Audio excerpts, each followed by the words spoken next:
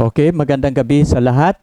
At sa gabing ito, ating ipagpatuloy ang ating paksa na nagpasimula kagabi.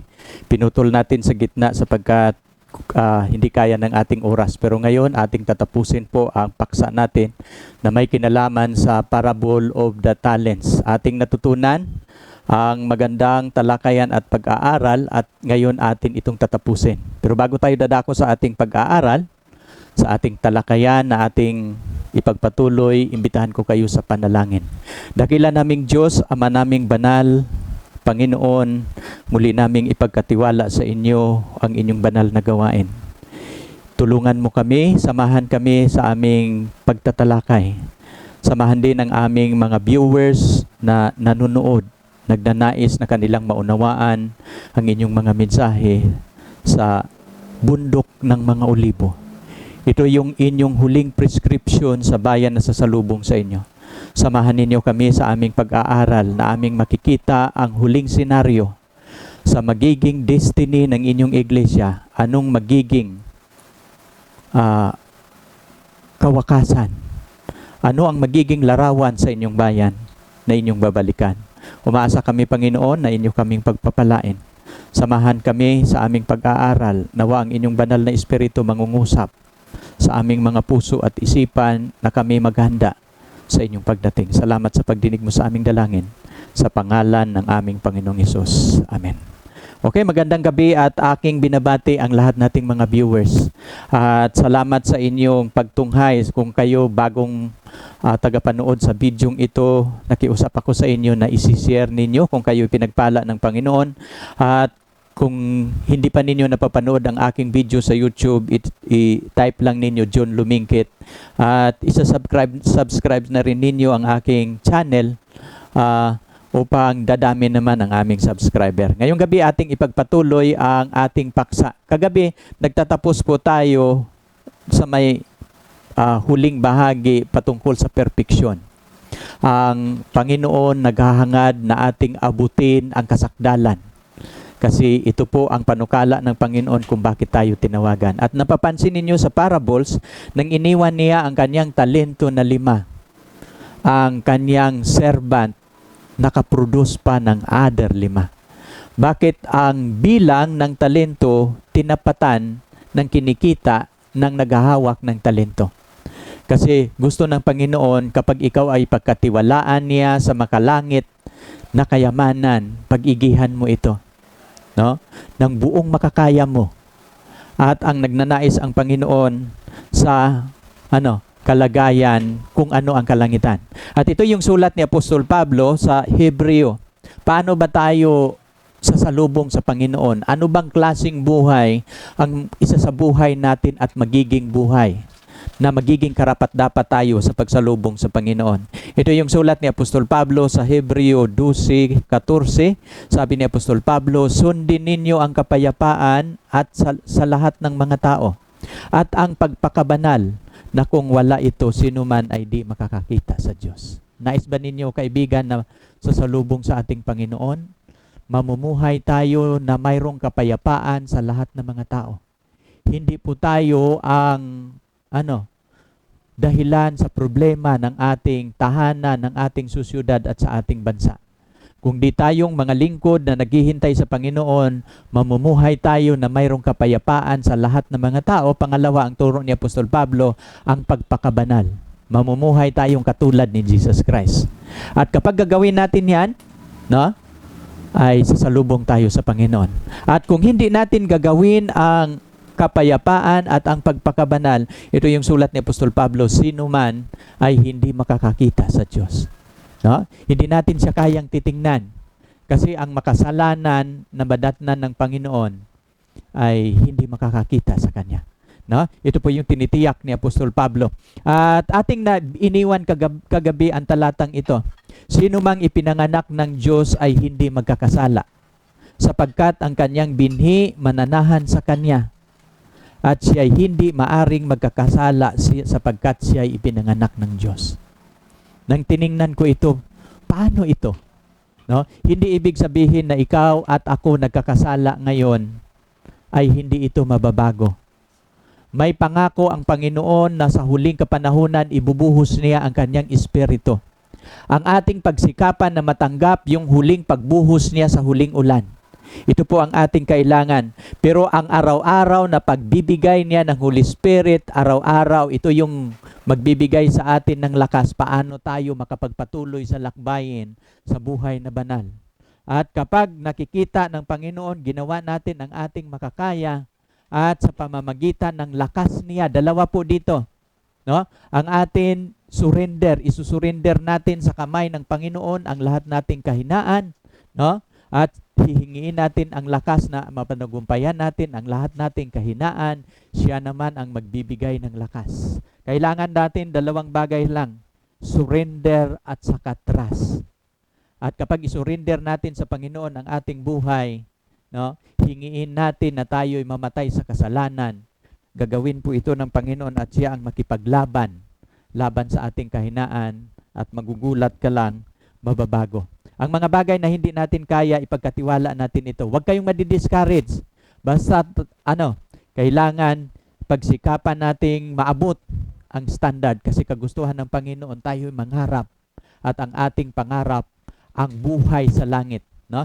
At mayroong isang quotation akong nababasa, sabi ni ang langit ito po'y hindi ang langit ay inihanda ng Diyos sa mga taong naghahanda pupunta sa langit. Ang langit hindi po siya aksidente, usulagma, no? Na tayo'y by chance na makapunta tayo sa langit. Kung gusto nating pupunta sa langit, pangarapin natin. At kailangan nating ipanganak muli sa pamamagitan ng tubig at ng espiritu. Ang kapanganakan dito na binabanggit ni Jesus Christ, ang kapanganakan sa espiritu, ito po yung pagbabago ng ating likas mula sa pagiging makasalanan katulad ni Jesus Christ. No? Kaya nga, ang lahat ng ipinanganak ng Diyos, no? Sabi ni Apostol Juan, ay hindi nagkakasala sapagkat ang kanyang binhi nananahan na sa kanya. At siya ay hindi maaring magkasala sapagkat siya ay ipinanganak ng Diyos. Ito pa ang sulat ni Apostol Pedro. Sapagkat sa ganitong bagay tinawag kayo. No? Anong dahilan kung bakit tayo tinawag? Upang magbabago ng ating likas. Sapagkat si Kristo man ay nagbata dahil sa inyo, kayo'y iniwan ng halimbawa. No? Siya ang naghirap para sa ating kapatawaran, binayaran niya ang ating kasalanan, at namumuhay siyang walang kasalanan, no? Sabi niya dito, at na kayo'y iniwan ng halimbawa upang kayo'y magsisunod sa mga hakbang niya.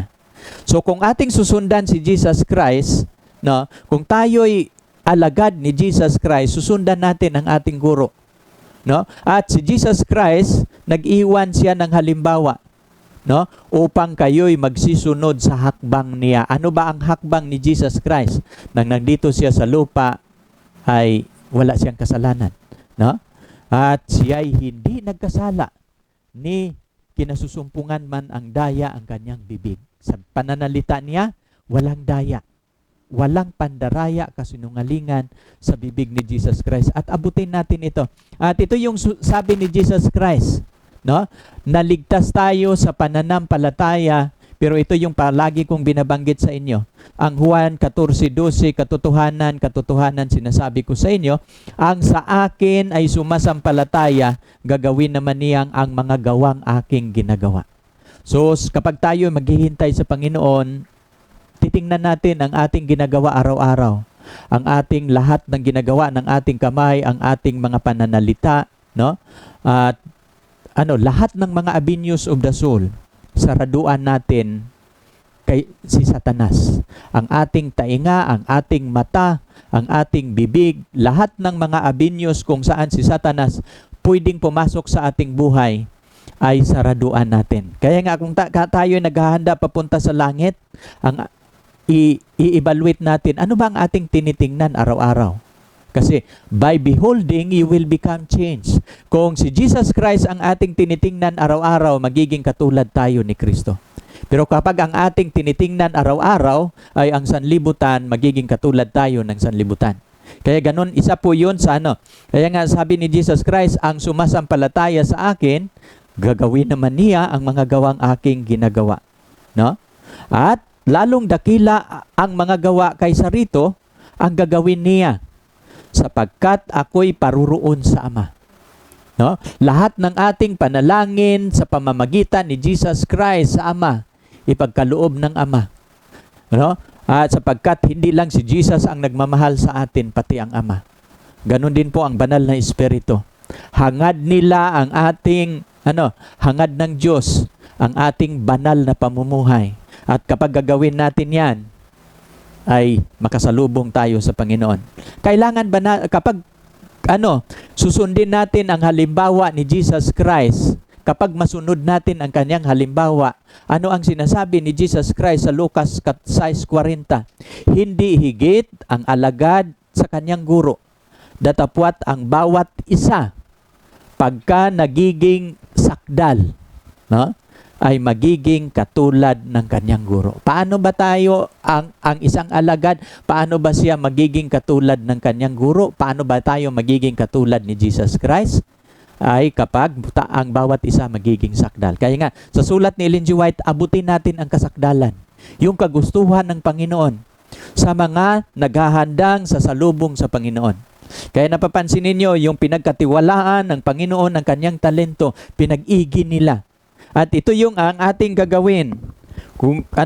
Pero yung ang servant na hindi pinag-igi ang talento na pinagkatiwala sa kanila, inilibing sa lupa, no?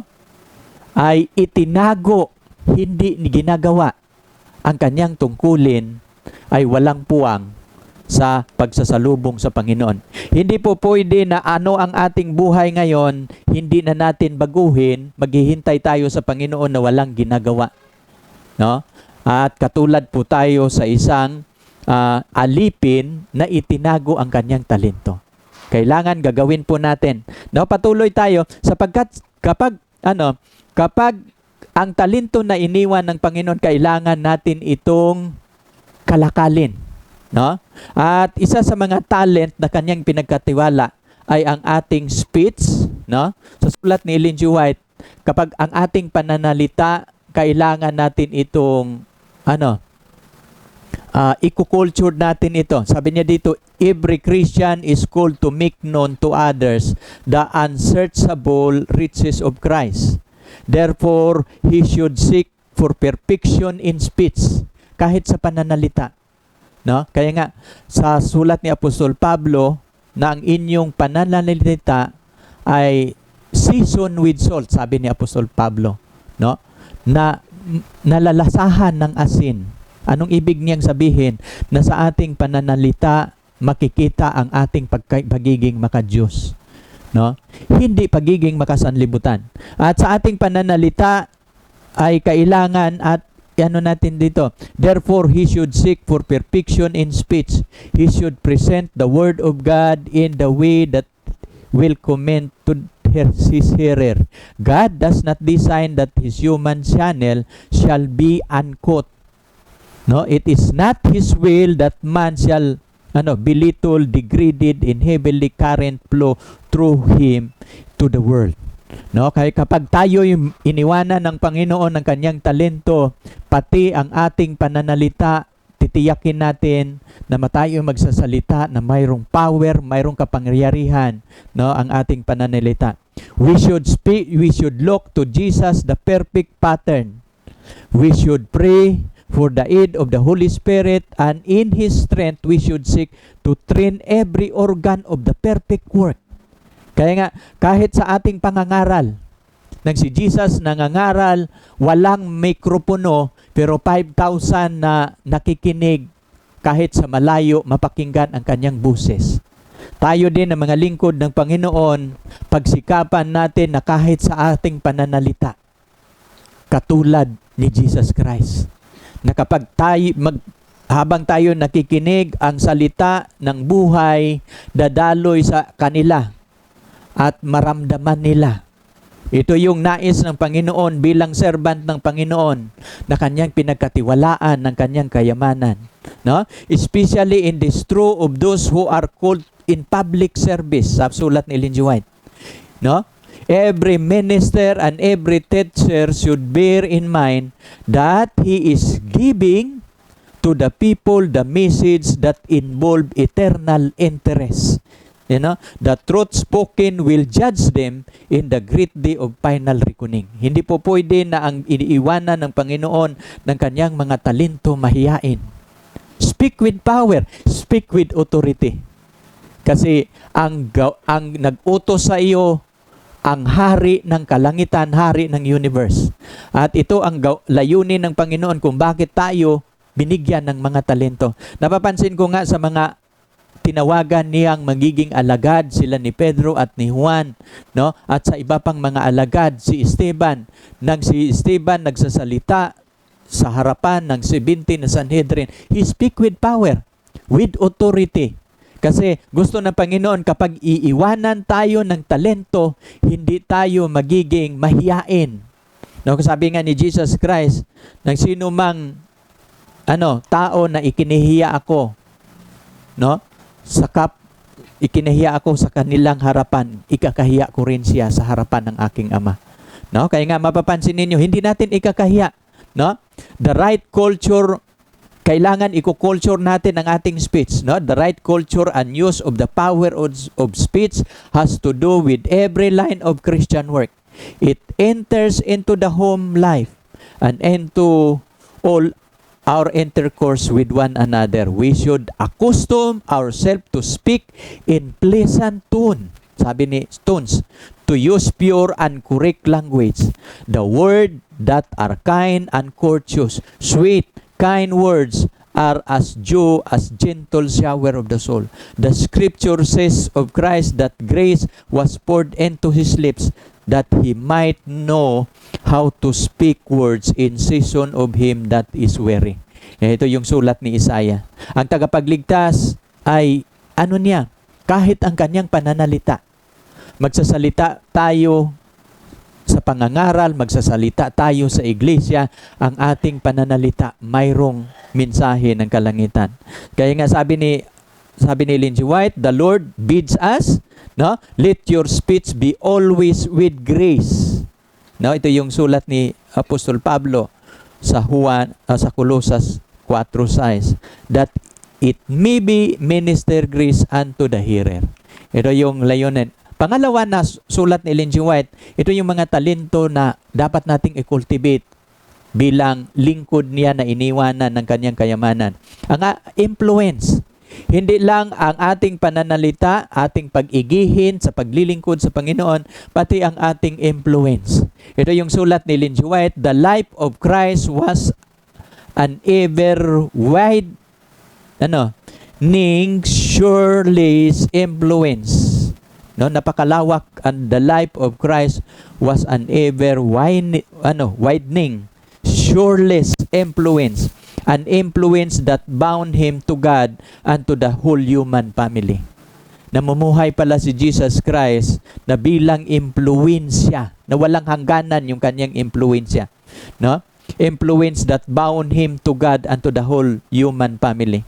Through Christ, God has invested man with an influence that make it impossible for him to live to himself.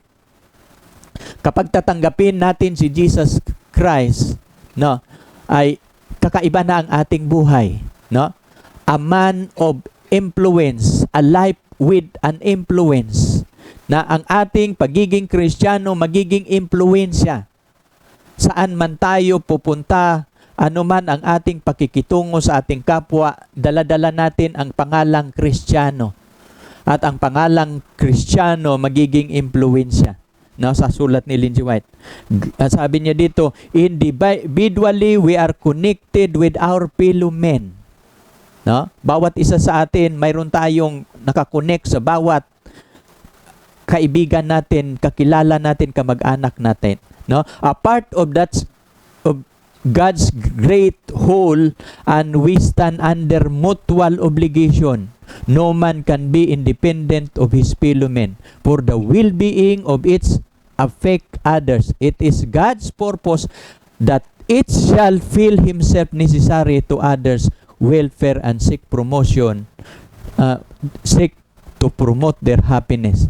This is a responsibility from which we cannot free ourselves. Our words, our act, our dress, and deportment, even the expression of countenance has an influence. Ito yung sulat ni Ellen G. White. Bilang lingkod ng Panginoon, iingatan natin ang ating buhay na magiging impluensya sa ating pananalita, no? Sa ating mga gawa, no? Sa ating pananamit, kahit sa ating pananamit. No? Kaya nga minsan sa iglesia hindi natin makikita kung sino ang sa sanlibutan at hindi sa sanlibutan. Sa ating kapanahunan ngayon, kung ano ang damit ng sanlibutan, ganoon na rin ang ating damit. Pero bilang Kristiyano, mayroon tayong distinct mark, no? Mayroon tayong distinction, sign sa sanlibutan. Makikilala tayo sa ating pananalita, sa ating mga gawa at sa ating pananamit, no? Kahit yung ating inaawit, no? At aawitin natin ang awit ng kalangitan. Even our music, even the expression of the countenance has an influence. Gagawin natin na ako'y lingkod ng Panginoon. No, dati nung hindi ko pa nakikilala, bago pa akong Kristiyano, hindi ko pa nakilala ang aking tungkulin sa pagiging Kristiyano o naawit ko ang mga awit ng sanlibutan. Pero nung nalaman ko ang aking obligasyon sa Panginoon, inihinto ko na ang pag-awit ng mga makasanlibutan. No, kaya nga man, every impulse that imparted is seed sown, which will produce its harvest. Lahat nating ginagawa para itong seeds na nag-produce ng harvest. At kung ano ang makikita ng mga tao sa atin, no, ay mag-produce ito ng influence sa kanila. Pero kapag makikita si Kristo sa atin, ma-influence natin sila. Ako'y pinag-aralan ko ang Biblia, si Kristo, hindi siya umiiwas sa mga tax collector, mga makasalanan sa kanyang kapanahunan.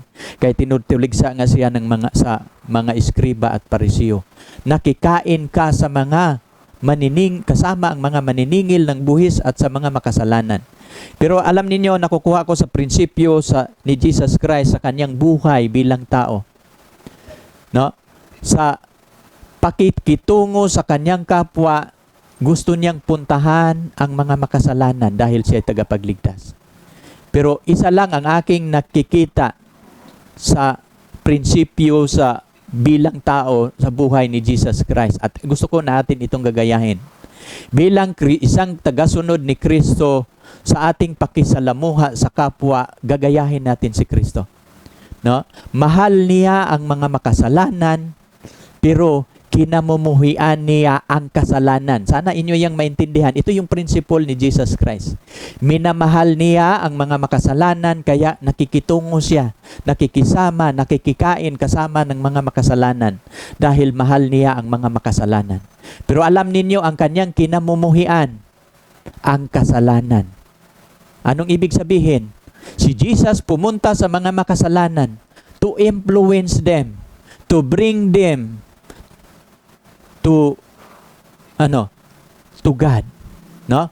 To accept him as their personal savior. Ito ang ginagawa ni Jesus Christ. Sa atin ding buhay, kailangan din magkakaroon tayo ng tamang prinsipyo sa paglilingkod. Hindi katulad sa ginagawa ng mga eskriba at parisyo na para tayo hindi magkakasala, mahiwalay tayo na hindi katulad nila, hindi tayo pumunta sa kanila. No? Ini-exclude nila ang kanilang sarili, hindi nila na-reach out ang mga makasalanan. Pero napapansin ko, marami ding mga naglilingkod sa Panginoon, binababa nila ang kanilang standard para ang mga makasalanan magiging komportable sa mga Kristiyano. At ito'y ginagawa ng ibang mga bagong mga religion ngayon. Binaba nila ang standard sa music, binaba nila ang standard sa pananalita, no? At kahit sa loob ng simbahan, mayroon ng kumbo, katulad ng sanlibutan. Pero sa mga Seventh-day Adventist, mayroong standard, even the music, the dress, and everything. Kasi si Jesus Christ, hindi niya binaba ang standard. No? Ang standard ng kalangitan hindi mababago. Kung ano ang standard ng kalangitan, ito ang ating standard na ipapakita sa sanlibutan. Ito yung buhay na gusto ng Diyos. No? At ito yung ating dadalhin na buhay sa sanlibutan bilang pinagkatiwalaan ng kanyang mga talento. At alam ninyo, makikita ng mga tao sa ating pamumuhay, sa ating mga sandilta, sa ating mga gawa. No? Makikita ng mga tao na tayo ay mga Christian. Makikita nila ang pagmamahal na hindi nagpakungwari. No? Madadama nila na ito ay mga anak ng Diyos. Gusto kong magiging katulad nila. Every impulse that imparted is seed sown, which will produce its harvest. No? Bawat impluensya na ating binibigay sa mga tao, mag-produce po ito ng harvest. It is a link in the long chain of human event, extending we know not whether if by our example we aid others in the development of good principles. No? We give them power to do good. Kaya nga, yung influence na ipapakita natin ang buhay Kristiyano at magiging power ito sa mga nakakita sa atin. Na magiging kapangyarihan ito sa kanila na sila'y gagawa ng mabuti. In their turn, they exert the same influence upon others and upon still others. Thus, by our unconscious influence, thousand may be blessed. No? Ito yung, nang nakita ko ito, wow! Ang talento pala na binibigay ng Panginoon, hindi pala ito mababaw na talento. No? Kapag bibigyan kanya ng talento, pag-igihin mo. Ano bang pag-igihin mo na talento kapag ang karakter ni Jesus Christ gagayahin natin. Ito ang halimbawa, ito ang kayamanan ng kalangitan. Ang buhay ng mga makalangit, ito po ang buhay ng ating isa sa buhay. Kasi naghahanda po tayo sa pagpunta sa langit. Character is power. Ito yung sabi ni Ellen G. White. Kapag gagayahin natin ang karakter ni Jesus Christ, mayroon itong kapangyarihan. The silent witness of a true and selfish godly life carries an almost irresistible influence. Hindi nila ito resist, no? Irresistible influence ang karakter. By revealing in our own life the character of Christ, we cooperate with Him in the work of saving soul. At alam ninyo, kapag mayroon tayong magandang karakter, kahit hindi ka magsasalita, alam ng mga tao na ikaw ay lingkod ng Panginoon. No? Sa iyong pamumuhay na katulad sa nais ng Panginoon, katulad sa Diyos, ay sabi niya dito, no? Sabi niya dito, and by revealing in our own life of character of Christ, we cooperate with Him in the work of saving soul. It is only by revealing in our life His character that we cooperate with Him. The wider the sphere of our influence, the more good we do. When those who profess to observe and follow Christ's example, practicing the principle of law in their daily life, no? When every act bears witness and they love God supremely and their neighbor as themselves, then will the church have power to move the world.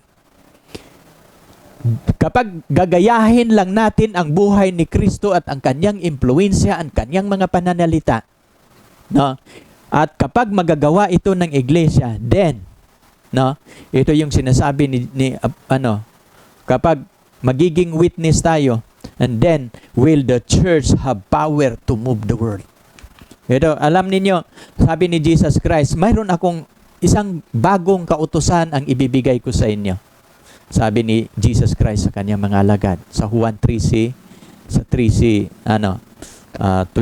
ata yun. Sa Juan 34. Sabi niya dito, isang bagong utos ang ibibigay ko sa inyo. Anong sabi ni Jesus Christ? Na kayo'y mag-iibigan sa isa't isa katulad ng pag-ibig ko sa inyo. Magmahalan kayo sa isa't isa katulad ng pagmamahal ko sa inyo. At kapag gagawin ninyo yan, Sabi ni Jesus Christ, malalaman ng buong sanlibutan na kayo ay aking mga alagad. Pero alam ninyo kung bakit ang sanlibutan hindi na impluwensya ng iglesia ng Panginoon. Sa iglesia, mayroon pa ring away-away. Hindi nagkakasundo, hindi nagkakaisa. At ang buhay katulad ng sanlibutan. At alam ninyo, kapag ating pag-aralan gaano kalalim ang iniwan ng Panginoon ng mga talento na gusto niyang imamanage. At alam ninyo, ano ang talento na ating imamanage? Ang isang pamumuhay na katulad ng ating Panginoon. Ito yung ating imamanage habang tayo naghihintay. Kasi hindi gagawin natin ang ating makakaya. At kapag gagawin natin yan na magiging influence, no? Natapos na tayo sa influence, ano pa? Ang time. No? Ating pag-aralan hindi lang ang speech, ang influence at saka pati time. Ito din ang time, pinagkatiwala ito ng Panginoon. Sa sulat ni Ellen G. White, kaya nga, nang nabasa ko ang sulat ni Ellen G. White, ang lalim. No? Hindi, marami pala ang saklaw ng parabola na tinuturo ni Jesus Christ. Sabi niya dito, our time belong to God. At akala natin lahat ng panahon, bilang tao, marami akong pangarap noon. No? Nung ako'y, kabataan pa, marami akong pangarap. Gusto ko magiging ganito. Paglaki ko, gusto kong magiging ganito. Maraming pangarap. Pero ang time, sa sulat ni Ellen G. White, our time belong to God. No? Kaya sabi niya dito, every moment is His. And we are under the most solemn obligation to improve it to His glory. Kapag ikaw ay naglilingkod sa Panginoon, ang time na iyong ginagalawan ngayon ay gagamitin mo ito sa kapurihan ng iyong Diyos, sa iyong pinaglingkuran. Na ang ating pamumuhay dito sa lupa, hindi po ito magtatagal. At sa ating kapanahunan ngayon, ang lifespan natin 70 years lang. Ako 51, mayroon na lang akong 20. 19 years na lang na natitira. Kaya nga sabi ni David, sabi niya, turuan mo akong bilangin ang aking mga araw. Teach us to number our days, sabi ni David. Kaya nga sabi niya dito, kasi ang panahon hindi po ito atin. Every moment is His and we are under the most solemn obligation to improve it to His glory. Of no talent He has given will be required the most strict account than our time. Sa lahat ng talento na iniwan ng Panginoon, alam ninyo yung stricto ang Panginoon na kanyang hingiin na i-account natin sa kanya yung panahon. No? Anong ginawa mo sa panahon na binigay ko sa iyo? Mula nang iniwan ko sa iyo ang aking talento. Alam ninyo, gaano ba katagal ginamit natin ang panahon sa kanan natin ginawa? Malaki at malawak ang sanlibutan na abutin natin sa gawain. At ang panahon mahalaga sa ating paglilingkod. Kasi time is not ours but of God. No? The value of time is beyond computation. Sa sulat ni Ellen G. White. Ang kahalagahan ng panahon kung saan ating ginagamit ito sa paglilingkod sa Panginoon, hindi beyond computation. Christ regarded every moment as precious. No? And it does, and we should regard it. No? Life is too short to be tripled away. We have but a few days of provision in which to prepare for eternity. Sabi niya, kakaunti lang ang araw na ating at ipaghanda natin itong mga panahon to prepare it for eternity. No? We have no time to waste. No time to devote to self-pleasures. Sabi ni Ellen G. White. At wag nating i-spend ang ating time sa makasanlibutan o sa kasayahan. No time for indulgence of sin. It is now that we are to form a character for the future. Kung saan tayo nabubuhay ngayon, ano ang panahon na natin, ay gagamitin natin ang panahon, magpasimula tayo sa paghahanda sa pagdating ng ating Panginoon sapagkat ang panahon ay hindi atin. Mayroon akong kaibigan na makinig ko. Siya din ay isang mananampalataya. Nung kami nag-usap, ay natutuwa siya na siya pinagpala ng Panginoon. Marami siyang mga sasakyan na inaayos. At dahil sa kanyang talento sa pag-aayos ng sasakyan, marami siyang mga property na nabibili, sasakyan na nabibili, no, napupundar. At masaya siya dahil siya ay pinagpala ng Panginoon. Siya din ang pag mayroong problema ang aking sasakyan, siya din ang pupuntahan ko para mag-aayos. Nung ako'y nagsisermon sa isang iglesia, siya ang nagtuturo ng lesson. Pero after 3 weeks, nagugulat ako. Sa lakas niya, nagkakasama kami sa gawain, nagugulat ako, nabalitaan ko. Nadala siya sa hospital and after 3 days, patay. Kaya nga mapapansin ninyo, at sa aming pag-uusap, marami siyang pangarap. Hindi masama ang mangarap. Pero kapag hindi natin kasama sa pangarap, ang paghahanda sa pagdating, paano natin isa sa buhay, ang panahon kung saan tayo naroroon, maaring dito tayo hahatulan ng Panginoon. No? Sabi niya dito, no, it is now that we prepare for the searching judgment. No time for the indulgence of sin. It is now that we are form a character for the future, an immortal life. No? Sabi niya dito, the human family have scarcely began to live when they began to die. No, the human family have scarcely began to live when we began to die. No, mayroon ibig sabihin dito si Ellen G. White. Sabi niya dito, ang human family daw, ang ating buhay daw, magpasimula ito sa oras na tayo'y mamamatay. Mayroon siyang ibig sabihin dito. Ang buhay na walang hanggan, magpasimula ito sa oras na tayo'y mamatay. Saan? Sa sanlibutan, sa kasalanan, at sa ating mga pangarap. Ang buhay na walang hanggan, magpasimula ito kapag tayo'y madudurog sa ating tagapagligtas, kapag tayo'y babagsak sa bato at madudurog. When we are broken, no, ay doon tayo mas magpasimulang mabuhay sa walang hanggan. Kaya mapapansin ninyo, and the world in incessant labor in nothingness unless a true knowledge in regard to the eternal life is gained.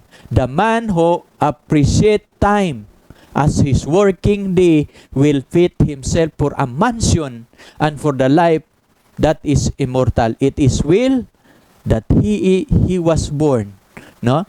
Kaya nga mapapansin ninyo, no? Kaya nga napakahalaga ang panahon na ating ginagalawan. Kaya turuan nawa tayo na bilangin ang ating mga araw. Kung gaano katagal tayong mamumuhay. Lahat nating tinatanggilik ngayon, kung anong mga bagay mayroon tayo. Kapag tayo mamatay, walang isang bagay na ating madadala. Iiwan natin ito sa ating mahal sa buhay, mga anak. Pero ang isa lang ang ating madadala, ang ating paglilingkod sa Panginoon, ang ating relasyon sa Panginoon, ito ang pinakamahalaga. At sa sulat ni Ellen G. White, tinuturuan tayo, time is a talent. No? At time, ito po'y mahalagang bagay na binigay sa atin ng Panginoon na ang talento na binibigay, ikakonsider natin ang kahalagahan ng panahon. No? At sabi niya dito, we are admonished to redeem the times. Sa sulat ni Ellen G. White. Pinapayuhan tayo. Sinabihan tayo ng Panginoon na i-redeem natin yung time. But time unsquandered can never be recovered. Pero sabi ni Ellen G. White, yung nagdaang panahon, na nasasayang nating panahon, yan ang bagay na hindi natin marirecover. We cannot call back even one moment. Kahit isang patak, isang segundo. But the only way in which we can redeem our time is by making the most of what which remain. At alam niyo paano natin ma-redeem ang time? Mula ngayon, babaguhin natin ang anong pamumuhay. I-redeem natin ang time. Double time ang ating gagawin.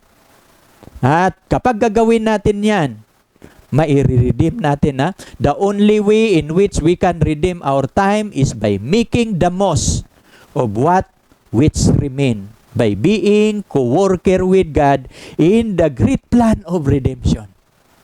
Kaya nga, kahit hindi kayo pastor, katulad ko, pero pagsikapan nating, hingiin natin ang ating makakaya, no? At ako'y natutuwa sa mga nanonood sa akin sa Mindanao. Sila din ay gumagawa na rin at nagugulat ako kasi nangangaral sila sa kalye, no? Nasa kalsada ang kanilang pangangaral. Ang mapapansin ninyo, ng mga kaibigan ko sila na ginamit ng Panginoon. At kailangan tayong lahat na manggagawa ng Panginoon magpanalanginan. Baka mayroong isa sa manggagawa ng Panginoon manghihina. No? Kailangan gagawa tayo sa gawain, idubli natin ang ating panahon, no? Magiging co-worker tayo sa Panginoon sa paggawa sa kanyang plano sa pagliligtas. In Him who does this, a transformation of character take place. At ang lahat ng mga tao na gumagawa sa kanyang gawain, sa sulat ni Ellen G. White, kapag gagawin mo ang kanyang gawain, transformation of character takes place. Paano ba mababago ang ating karakter? Gagawin mo lang ang gawain ng Panginoon. Mababago ang iyong karakter. Bakit? Nangako ang Panginoon, Lo, I am with you always, even unto the end of the world. Paano hindi mababago kasama mo si Jesus Christ? Mananahan ang banal na espiritu, no? Ang iyong buhay impluwensya. Kaya, kapag gagawa ka sa gawain ng Panginoon, mababago ang iyong karakter. No? In Him who does this, a transformation of character take place. He becomes a son of God. Remember the royal family, a child of the heavenly King. He is fitted for the companion of the angel. At alam ninyo, dito na siya, kapag gagawin mo ang kanyang gawain, saka ka na magiging anak ng Diyos.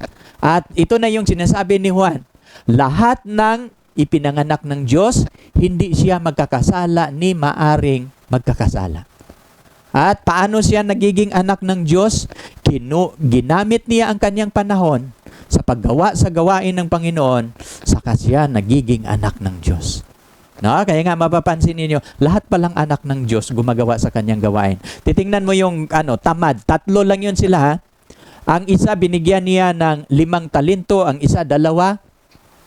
Kanya, pinag-igi nila yon, no? Naligtas sila dahil nabago ang kanilang karakter. Kung gusto ninyong mabago ang inyong karakter, gagawin lang ninyo ang gawain ng Panginoon. Samahan kayo ng Panginoon at hindi lang yan, no? Babaguhin ng Panginoon ang inyong karakter. Sabi niya, now is our time to labor for the salvation of our fellow men. Ngayon, ang panahon na ito. There are some who think that if they give money to the cause of Christ, no, this is all they are required to do. Yung iba, sabi niya, ay, hindi na ako kailangan gagawa sa gawain, pera na lang. No? Pero hindi ibig sabihin na, nagbibigay tayo ay sapat na yon. Gagawin pa rin natin, iba-iba tayong mga kaloob. Isa sa mga kaloob na pinagkalooban ng Panginoon, yung pagtulong sa gawain. Kaloob yan. Pero beyond sa ating mga kaloob, kasama din ninyong ang inyong influence, no? Ang inyong pananalita, ang inyong pananamit, no? Magiging influence kasama kasi malawak ang ating gawain na gagalawan. No, sabi niya dito, no? This is, uulitin ko, there are some who think that if they give money to the cause of Christ, this is all they are to require to do. The precious time in which they might do personal service for Him passes unimproved, no? But it is the privilege and duty of all who have health and strength to render to God active service. All are to labor in winning soul for Christ. Donation of money cannot take the place of this. No, hindi lang sapat ang ating mga donasyon. Kung di gagawin pa rin natin ang ating makakaya sa pagligtas ng mga kaluluwa. by our life, by our influence, by our speech, and redeeming the time, doing the work of God. Ito yung sulat pa ni Ellen G. White. Upon the right improvement of our time, depend our success is acquiring knowledge and mental culture. No, the cultivation of the intellect need not be prevented by poverty, humble origin, and unbearable surrounding. No? Ang ating paglilingkod sa Panginoon, hindi po ito mahahadlangan sa kahirapan, no? Mahirap lang kami o yung humble origin, hindi kami influential, hindi kami kilala, unbearable surrounding. Only let the moment be treasured. A few moment here and a few moment there and might be littered away in aimless talk and morning hour often wasted in bed, the time spent in traveling on. Mapapansin ninyo, maraming mga tao daw nasayang ang mga panahon sa pakipag-usap, no? Pero hindi nila pinag-usapan ang pananampalataya, no? Moment here and few there na sasayang na hindi nila nagagamit. Aimless talk, pakipagkwentuhan lang, pero hindi nagagamit sa pakipagkwentuhan sa buhay ng mga langit. Morning hour open, wasted in bed. No? The time spent in traveling in railway cars and waiting the station, the moment of waiting for mail, waiting for those who are tardy and keeping appointment. Dito nauubos ang ating panahon, hindi natin nagagamit sa paglilingkod sa Panginoon. Kaya, mas mahalaga pa rin na bawat panahon, gagamitin natin ito sa gawain ng Panginoon. By many children and youth, time is wasted that they might spend in carrying home burdens. No? And showing loving interest in the fathers and mother, the youth might, upon their strong young shoulder, many responsibilities which someone must bear. Kailangan bilang mga anak, kailangan tuturuan natin sila na hindi nila sayangin ang kanilang panahon. No? Maraming mga gawain na makakatulong sila, magiging lakas sila ng kanilang mga magulang na matutunan nila ang mga responsibilidad. Kasi itong mga responsibilidad, magagamit nila ito sa paglilingkod sa Panginoon. Life of Christ from His earliest years was a life of earnest activity. He lived not to please Himself, but He was the Son of the infinite God. Yet, He worked as a carpenter trade with His father Joseph. Si Jesus Christ, mula nang siya, hindi pa siya nagpasimula sa gawain, tumutulong siya sa kanyang ama na karpentero hanggang nag-edad siya ng 30. No? Masipag siya sa gawain, no? Hanggang ginawa niya ang gawain kasi hindi niya sinasayang ang kanyang panahon. Kaya, mapapansin ninyo, whatever the line of work in which we engage, the words of God teaches us to be not slothful in business, fervent in spirit, serving the Lord. Whatever thy hand findeth to do, do it with thy might. Ito yung sulat sa Ecclesiastes. Knowing that the Lord shall receive the reward of the inheritance, for ye serve the Lord Jesus Christ. Kaya ito yung natin, hindi lang time, pati health. Sa ating kalusugan, hindi kalooban ng Panginoon na ating sasayangin ang ating malulusog na katawan sa bisyo at pag-iinom. Kalooban ng Panginoon na ikaw ay ginawa niya, na katulad niya, gagamitin natin ang ating katawan not be wasted in drinking wines or sa pamamagitan ng mga bisyo na hindi nakakalugod sa Panginoon. Sabi niya dito, transgression of physical law, transgression to the moral law. For God is as true the author of physical law as He is the author of the moral law. No? His law is written with His own finger upon every nerve, every muscle, every faculty which has been entrusted to man. And every misuse of any part of the organism is the violation of the law. No? Kaya nga, mayroon itong mga ugat na nagkunik-kunikta, mayroong dito, and violation, transgression of the physical law, transgression din sa moral law. Ito yung sulat ni Ellen G. White. Kaya nga, sa sulat ni Apostol Pablo, sa unang Korinto 31, kaya kung kayo'y magsisikain man, magsisiinuman, o anuman ang inyong ginagawa, gawin ninyo ang lahat sa ikaluwalhati ng Diyos. Sa inyong pagkain, sa inyong pag-iinom, gawin ninyo ang lahat sa ikaluwalhati. Ano ang iyong kinakain? Nakakalugod ba ito sa Diyos? Ano ang iyong iniinom?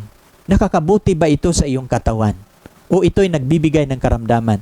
No? Sabi ni Apostol Juan 3:1-2, no? Minamahal, aking dinadalangin na sa lahat ng mga bagay gumiginhawa ka at bumuti ang iyong katawan gaya ng pagginhawa ng iyong kaluluwa. No?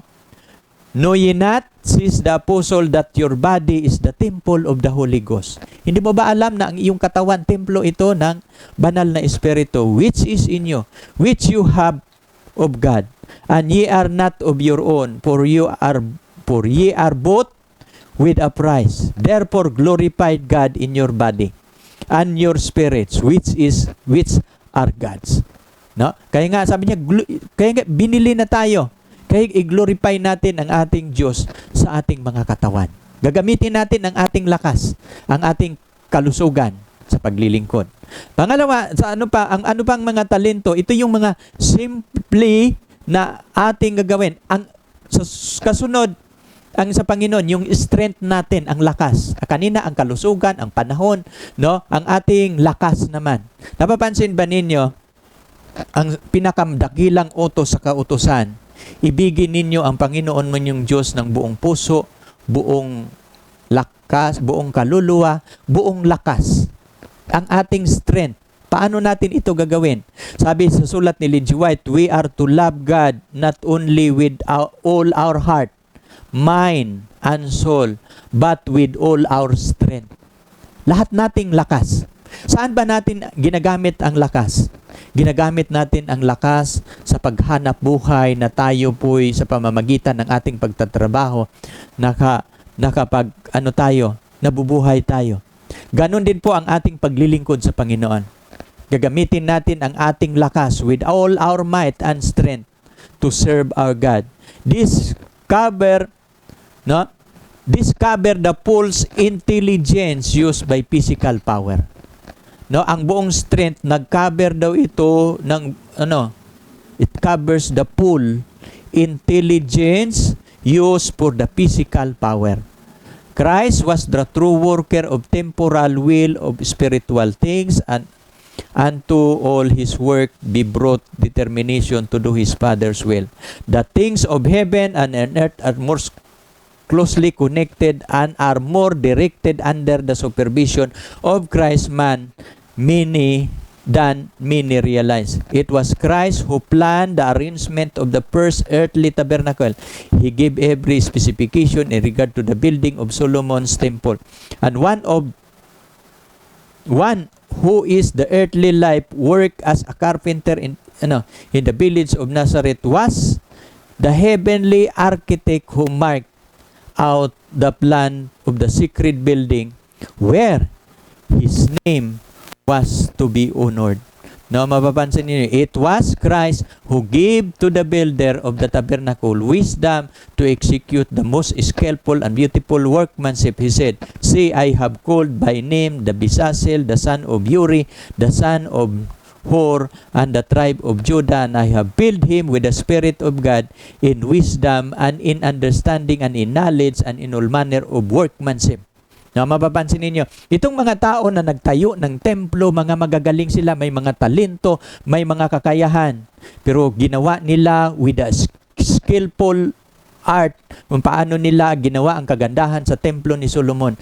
Kasi ang Diyos nangungusap sa kanila, nagbigay sila ang Diyos nagbibigay ng understanding, wisdom, and knowledge sa mga manggagawa niya.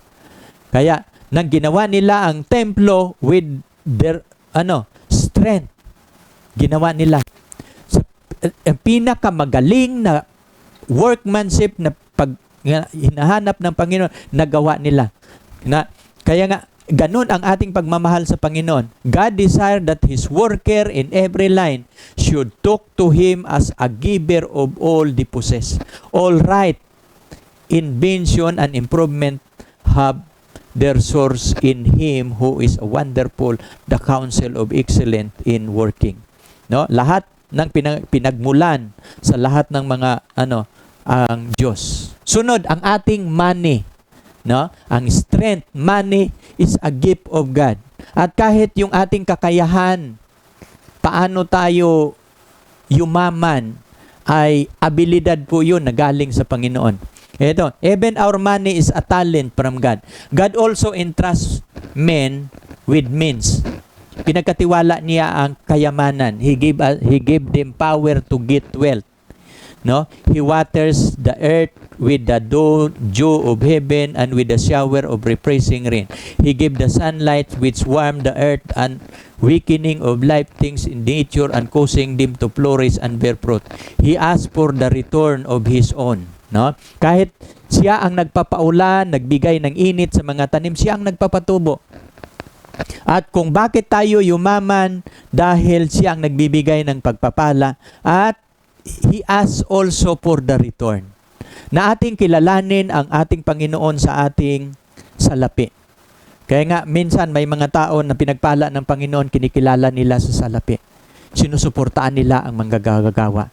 Kasi hinihingi din ito ng Panginoon sa kanila. No? At ang mga manggagawa kasi niya, lalo na sa Old Testament, mga full-time sila na gumagawa sa gawain ng Panginoon. Yung ating mga pastor, mga full-time sila sa gawain. Sila ang manggagawa. Hindi din sila mabubuhay kung walang support.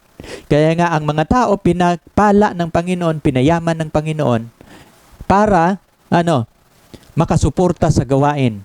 No? Our money has not been given us that we might honor and glorify ourselves.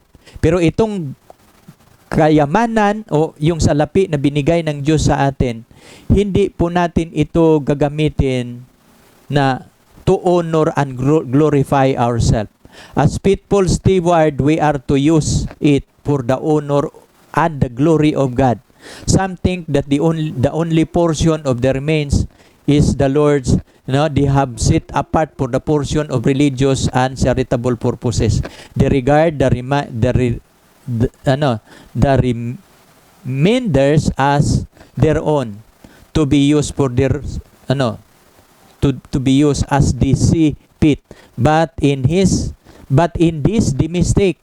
All we possess is the Lord's, and we are accountable to Him for the use we make for it. And the use of every penny, it will be seen whether we love God supremely and our neighbor as ourselves. No? Marami daw mga tao na nag-iisip na ang obligasyon nila sa Panginoon ay ang 10 bahagi lang at handog. At ang natitira kanila na kung anong gusto nila. Pero sa sulat ni Ellen G. White, hindi nila alam na ang buong salapi na pinagkatiwala sa kanila, yung portion na kanilang sinusuporta sa gawain, yung natitira, hindi nila alam na hindi pa rin sila ang nagmamay-ari. At kung paano natin ito gagamitin, sabi ni Ellen G. White, doon tayo accountable. Na yung ginagamit niya, yung pinagkatiwala ng Panginoon, ginagamit mo ba ito? No? Sa ikapupuri sa Panginoon, na nagiging influence ka sa iyong paglilingkod, na itulong mo ito sa mga nangangailangan mong kapwa, no? Na itutulong mo ito sa sa mga nangangailangan. Kung iyo itong ginagawa, ay naglilingkod ka sa Panginoon. Pero to gratify yourself sa iyong sariling kagustuhan, hindi mo kinukonsulta sa Panginoon. Sabi ni Ellen G. White, doon tayo accountable. Accountable pa rin tayo. Money has great value because it can do great good. Ang money daw, mayroon itong malaking value sapagkat nakakagawa ito ng mga dakilang bagay, mga mabubuting bagay in the hand of God's children. It is food for the hungry, drink for the thirsty, and cloth for the naked. Na kapag gusto mong makakatulong sa gawain, pwede kang makakatulong sa mga nagugutom, nauuhaw, at saka mawalang damit. Magbigay ka ng porsyon doon. No? Iba yung sa tithe na ibinigay mo sa manggagawa, iba pa rin yung pagtulong sa mga nangangailangan. It is a defense for the oppressed and means to help to the sick. But money is of no more value than son, only if it is put to use for providing for the necessity of life. In blessing others, the advantage of cause of Christ. No, kaya nga mapapansin ninyo, at marami akong kaibigan at mayroon akong isang kaibigan, sinabihan ng kanyang mama. Mayroon lang siyang mayroon kasing mag-asawa, mayroong dalawang anak, pareho na silang retire. Itong dalawa niyang anak, puro lalaki, at sabi niya, yung anak niyang lalaki parehong may trabaho. Sabi niya, "Nak, tulungan mo ako sa pagpatayo ng bahay. Kasi kulang ang aking pera pang tapos. Mas maganda tulungan mo ako." Kasi mga retire na yung mga magulang. Pero sabi nung anak, "Ma, alam mo naman, ma, na ang aking pera ay para lang ito sa gawain. Hayaan mo na yon. Kung hanggang saan lang makakayaan mo yung bahay matapos mo, yan na. Basta ang aking pera, pangako ko ito sa Panginoon, itutulong ko ito sa gawain." Nang narinig ko ito sa kanya, ganyan pala ang kanyang sweldo para sa gawain. No? Kaya nga, nagugulat ako. Pero ang kanyang buhay, nagiging impluensya sa akin. No? At sabi ko, ano kaya kapag magkakaroon siya ng pamilya? Kaya nga sabi ni Mrs., hindi na nga siya magkaasawa. Pero aking napapansin na kahit sa mga kaibigan, mayaman ako ng mga kaibigan na ganon ang kanilang pananampalataya. Ano ang kanilang tinatanggap ay tinatalaga na nila sa gawain. Bakit nila ito ginagawa? At sa aking pag-aaral, kahit sa writings ni Ellen G. White, nang nalaman nila ang sulat writings ni Ellen G. White, gaano kahalaga ang pera, paano natin ito gagamitin. Kaya ako, gastador ako minsan pag makatanggap ako pag mayroon akong pera, no, minsan na-squander ko rin. Pero minsan nang nabasa ko ito, dapat pala magpasimula na ako. No? At sa sulat ni Ellen G. White, dapat magtitipid tayo, no? Hindi natin gagamitin ang kayamanan kung ano mayroon tayo para pansarili. Magtitipid tayo sa lahat nating pangangailangan, saan natin gagamitin. Kasi gusto ng Panginoon na sa anong mga bagay na ibinigay niya sa atin, makakatulong pa rin tayo sa mga nangangailangan. No? At sa huli nating paksa na ating tatalakayin sa buong aklat ng Matthew, sa bundok ng Olibo. At doon ninyo maintindihan. Kasi sabi ni Jesus Christ, ako'y nagugutom, hindi ninyo ako pinakain. Ako'y nauuhaw, hindi ninyo ako pinainom. Ako'y nangigibang bayan, hindi ninyo ako pinatuloy. No? Kasi ang ating buhay dito sa lupa, it's about practical Christianity. Titingnan ng Diyos ang lahat ng ating tinatangkilik, paano natin ginagamit. Ano ba ang ating mga priority? Ang sanlibutan, no? Ang magiging tanyag, ang pagiging kilala o ang magiging mayaman sa sanlibutan, o ginagamit natin ang kayamanan na binibigay ng Panginoon tutulong sa mga nangangailangan dahil tayo ang kamay ng Panginoon, tayo ang tainga ng Panginoon, tayo ang mata ng Panginoon. At ang mga panalangin nila ay tayo ang gagamitin ng Panginoon na magiging kasagutan sa kanilang pangangailangan. At dito natin gagamitin ang ating mga salapi. No? At the more na iyong gagamitin ito, na pinag-aralan ko ang buhay ni Job, nagiging mayaman siya sa silangan, walang katulad niya. Na pinag-aralan ko ang aklat ng Job, nagiging mayaman pala siya kasi marami siyang mga tinulungan. No? At diyan kaniya pagpapalain ng sobra, hindi ka mawawalan kapag gagawin mo ang nararapat mong gagawin. Sabi niya dito, no? Kaya it is a defense for the oppressed, no? And the means to help for the sick. Money is of no more value than the sun. Kapag gagamitin ito sa ating pansariling pangangailangan, hindi nagiging blessing sa iba. Sabi niya dito, hoarded with wealth. Sabi niya, hoarded wealth is not merely useless. It is a curse. No? Ang mga kayamanan na hindi natin nagagamit sa tama, hindi lang ito useless, hindi lang ito walang kabuluhan, kundi ito pa'y sumpa. Kung paano natin ginagamit ang ating salapi, baka ito'y magiging sumpa sa atin. No? In this life, it is a snare to the soul, drawing the affection away from the heavenly treasure. It is in the great day of God, it's a witness, no, to unused talent and neglected opportunities that will condemn its possessor. Ito ang magkukundina sa atin sa huling araw. Kasi ito po'y talento, ito po'y tinatawag na neglected talent, buried talent. Kaya nga napapansin ninyo, yung nakakatanggap ng isa, nilibing, no? Kasi ang salapi pala natin, talento po ito ng Panginoon na binibigay. At kung paano ito natin ginagamit at sa ating pagtulong, hindi na kailangang bibidyuhan mo pa kung paano ka nagbibigay. Alam niyo, maraming mga YouTuber kumita ng malaki dahil namimigay sila, no? At napapansin nila, dami ding pinapakita sa Bible, kapag ikaw ay magbibigay, ang iyong kanan magbibigay, huwag mo nang ipaalam sa iyong kaliwa. At kaya minsan ako nagbibigay, hindi ko na pinaalam kay Mrs. o sa aking mga anak. Kasi ang Panginoon lang ang nakakaalam ng ating kabutihan. Kasi ayaw ng Panginoon na isisigaw mo pa na ikaw ay nakapagbibigay. Ikaw lang at ang Panginoon ang nakakaalam. Paano ka tumutulong sa mga nangangailangan. At napapansin ninyo, ito ang pinakamahalaga. Minsan sa aking mga anak, tinuturo ko paano magbibigay. Nung aking panganay, doon kami sa nagpa-doktor kami, at pagkatapos namin nagpa-check up, pumunta kami sa plaza. Tapos nakita namin yung nakatira sa walang bahay doon sa ilalim. Kumakain kami ng tinapay, bumili ako ng tinapay uli. Sabi ko sa aking anak, dadalhan mo yung ibibigay doon. At alam mo, yung isang nakahiga doon sa ilalim ng puno, tapos mayroon din siyang anak. Tapos nung tuwang-tuwa yung nakakatanggap ng pagkain, tinapay lang ang aming binibigay. Pero alam mo, ako'y nagugulat isang araw.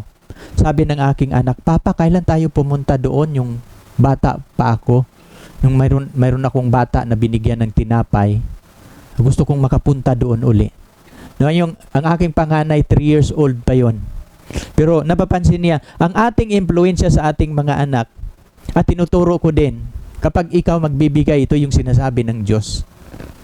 No? Pero ito yung ating paglilingkod na ang iyong puso mayroong pagmamahal. At kapag ikaw nagbibigay sa mga ngailangan, magkakaroon ka ng kagalakan. Kasi that is heaven ordained.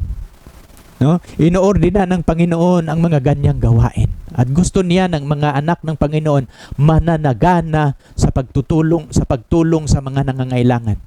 Kasi ito ang ating gagawain. Si Jesus wala dito sa lupa, pero makikita nila si Jesus sa pamamagitan ng mga lingkod niyang mga tapat. At itong mga lingkod niyang mga tapat, ito yung mga naghihintay sa Kanya. Pinag-igi ang kanilang ang kayamanan ng kalangitan. At ito yung warning, itong kayamanan na pinagkatiwala sa atin. Ito po'y nagbigay ng babala si Santiago. Sabi ni Santiago, mababasa natin sa chapter 5, 1-5. Magsiparito ngayon kayong mga mayayaman, kayo'y magsisitangis, magsihagulhol dahil sa karalitaan inyong darating. Sabi niya dito, ang inyong mga kayamanan na mga bulok at ang inyong mga damit na nangangat-ngat ng tanga. No, ang inyong mga ginto at ang inyong pilak, no, na kinalawang na, at ang mga kalawang na ito ay siyang magiging patutuo laban sa inyo, gaya ng apoy na lalamunin ng inyong mga laman. Kayo'y nagtipon ng inyong mga kayamanan sa huling araw. At itong kayamanan na kanilang iniipon, no, para sa kanilang sarili, magiging sumpa sa kanila. No, kayo'y nagtipon sa inyong kayamanan para sa huling araw. Sa 4, narito ang upahan ng mga manggagawa ay nagsisiani ng inyong mga bukid, iniring ninyo ang sa pamamagitan ng daya at hinihibik ang mga hibik ng mga nagsisiani, nagsipasok sa mga pakinig ng Panginoon ng mga hukbo. At alam ninyo, maraming mga mayaman dahil nandaraya, no? Dahil sa opresyon. Ang mga trabahante nila, maliit ang sweldo. At itong mga trabahante nila, yun yung nagpapayaman sa kanila. Pero kahit yung kanilang mga worker, hindi nila tinutulungan. Kaya nga maraming yung mayaman kasi dahil sa opresyon, no? Dahil walang kakayahan, ang isa ay inaabuso. At itong mga mayayaman na hindi marunong tumulong.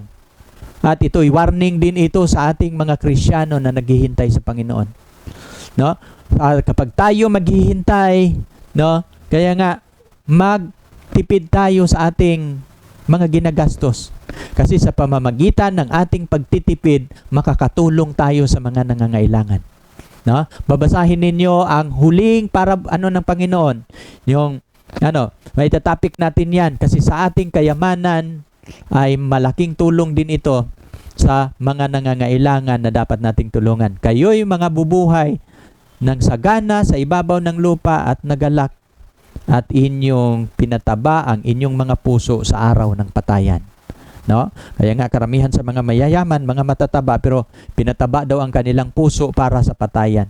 But Christ sanctioned to lavish of careless use of men. His lesson is in economy. Gather up the fragment. Na napapansin ninyo, si Jesus Christ nagpapakain ng 5,000. Pero pagkatapos kumain ng 5,000, pagkatapos kumain, ay sabi ni Jesus Christ sa mga alagad, ipunin ninyo ang mga sobra. At alam niyo gaano karami? 12 basket of full of bread. Bakit ito pinaipon niya yung mga sobrang pagkain? Dahil mayroon pang makikinabang sa mga sobra. Kahit ang mga hayop na nasa mga tahanan, pwede pa nilang gamitin pagkain. Nang mapapansin ninyo, ganun din ang ating sa mga salapi, kung ano mayroon tayo. Gagamitin natin, mayroon tayong portion sa we will practice economy. So sa pamamagitan noon ay makakatulong tayo. Mayroon tayong portion na may tulong. Paano kung ginagastos natin sa walang kabuluhan, kapag mayroong humingi ng tulong, hindi ka na makakatulong. Na miss up mo ang privilege sa gawain ng makalangit. No? Kindly impulse an affection. Isa din ito. Kindly kindly impulse an affection. Yung habag, yung awa, kailangan natin ito. Generous impulse or quick operation of spiritual things are precious talents and lay their possessors under weight responsibility. All are to be used for God's service, but here many are satisfied with position with these qualities they fail to bring them in active service for others. No? Yung ating affection, kailangan din natin ito. No? Yung pagmamahal. Talent multiplied by use. Sa sulat ni Ellen G. White, paano ba ma-multiply ang ating talent? Sa iglesia, nasasabi ko na sa inyo, sa iglesia, iba-iba ang ating talento. No?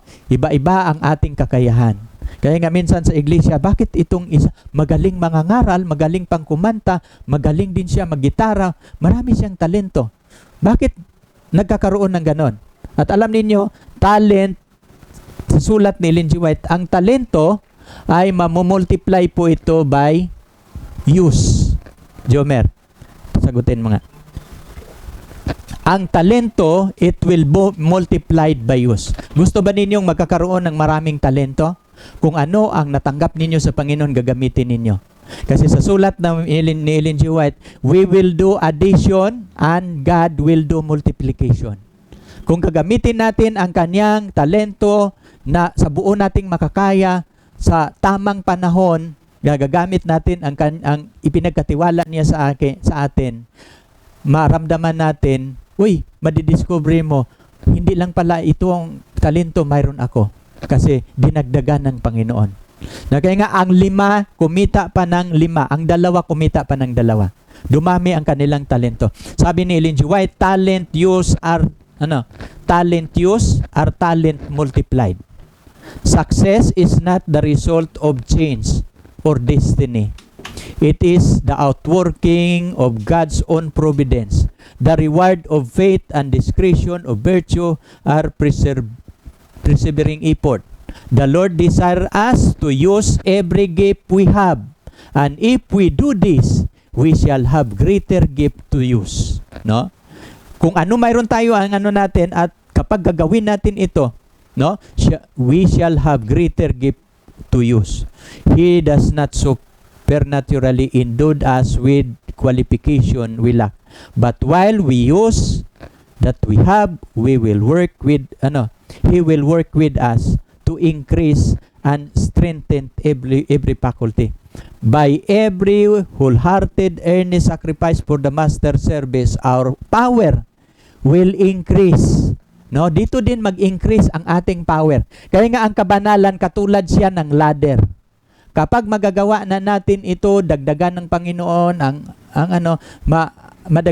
dagdagan niya ang ating maabot na antas ng kabanalan habang patuloy tayong gumagawa. Ang sikreto lang sa kasakdalan sa buhay ang paggawa sa gawain ng Panginoon. Why will yield ourselves as instrument for the Holy Spirit working, the grace of God work in us to deny old inclination.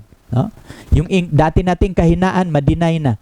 To overcome powerful propensities and to form new habits. Mga bagong habits mapuporma.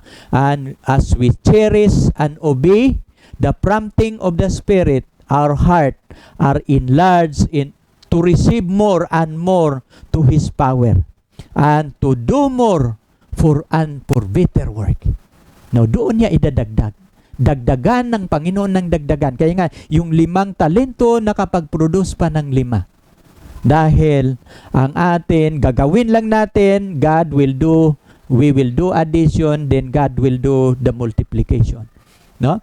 So, sabi niya dito, the humble worker and gently responds to the call of God, may be sure of receiving divine assistance. Ang mga mapagpakumbaba daw na lingkod ng Panginoon na sumusunod sa kanyang panawagan, sigurado na makakatanggap ng tulong. No? To accept so great and holy responsibilities, it itself elevating to the character. No? It calls into action and highest mental spiritual power and strengthen the purities and mind and heart. And through faith in power of God, it is wonderful how strong and weak man may become, how decided effort and how prolific and great result. He who begins with little knowledge, no, in a humble way and tells what he knows, while seeking diligently for further knowledge, will find the whole heavenly treasure awaiting his demands. At ako, makakarelate ako nito. Nung nag-umpisa akong nangangaral ko, kunti lang ang aking alam. Pero yung kunti kong alam, ginagamit ko sa gawain ng Panginoon, dinagdagan niya ng dinagdagan. Hanggang naunawaan ko ang mga malalalim na salita ng Panginoon. Kasi habang gagawin natin ang kanyang gagawain, i-increase niya ng i-increase. No? Sabi niya dito, he who begins in a little knowledge in a humble way and tells what he knows, while seeking diligently for further knowledge, will find the whole heavenly treasure awaiting his demand. No? Lahat ng kailangan mong malaman, ibibigay na niya. The more we seek to impart light, no, the more light he will receive. The more one tries to explain the word of God to others with a love for soul, the plainer it becomes to himself. The more we use our knowledge and exercise our power, the more knowledge and power we shall have. No? At ito, naranasan ko ito sa paglilingkod sa Panginoon. Nung una, wala akong alam sa Biblia. Pero nang ginagamit ko ang aking kunting alam, ganun din, mangyayari din yun sa inyo. Every effort made for Christ will react in a blessing upon ourselves. If we use our means for His glory, no, He will give us more. As we seek to win others for Christ, bearing the burden of soul in our prayer, our own heart will throbs with the quickening influence of God's grace. Our own affection will glow no? With more divine fervor, our whole Christian will be more of the reality, more earnest, more powerful. The value of man, no, is estimated in heaven according to the capacity of the heart to know God. No, this knowledge is the spring from which flow all power. God created man in every faculties that might be the faculty of divine mind. No, looking to Jesus and obtain a higher, obtain brighter and more distinct view of God. Kaya katulad ni Jesus Christ, kung ano ang kanyang relasyon sa Diyos, ganun din ang ang relasyon ni Jesus sa Ama, ganun din ang ating hangarin. Na magiging katulad ang ating relasyon, magiging malapit. And by beholding, we become changed. Goodness, love for our fellow men become our natural instinct. No?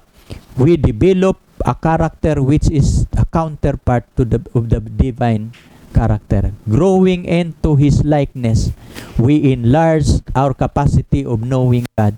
More and more, we enter into the fellowship with the heavenly world that we have continually increasing power to receive the riches of the knowledge and wisdom for eternity.